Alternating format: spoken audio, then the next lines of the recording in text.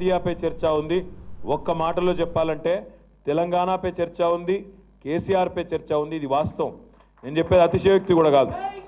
ఈరోజు స్వయంగా మనం ఎన్నో ప్రభుత్వాలను చూసినాం, మీరు చూసినారు, మేము కూడా చూసినాం. మా ఎరుకలో ఎంతోమంది ముఖ్యమంత్రులు, ప్రధానమంత్రులు స్వయంగా దగ్గర నుంచి చూసినాం, దూరం నుండి చూసినాం, ప్రజల్లో ఒకరిగా చూసినాం, ప్రతిపక్షంలో చూసినాం, అన్ని రకాలుగా చూసినాం.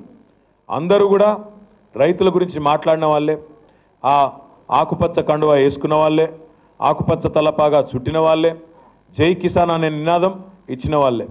కానీ వాళ్ళందరికీ జై కిసాన్ అనేది ఒక నినాదం మాత్రమే.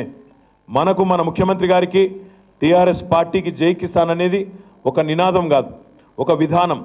విధానపరమైన ఆలోచన చేసి రైతులను, వ్యవసాయాన్ని సంక్షోభంలోంచి బయటేసి సంక్షేమం వైపు, రైతు క్షేమంగా ఉంటే బాగుంటుందనే ఉద్దేశంతో ఒక రైతు పక్షపాత ప్రభుత్వాన్ని ఈరోజు ఈ రాష్ట్రంలో దేశం మొత్తం అబ్బురపడి చూసే విధంగా ప్రవేశపెట్టింది మన నాయకుడు కేసీఆర్ గారు. పెద్దలు చెప్తారు, ఎద్దేడ్చిన వ్యవసాయం బాగుపడదు, రైతు ఏడ్చిన రాజ్యం బాగుండదని చెప్తారు.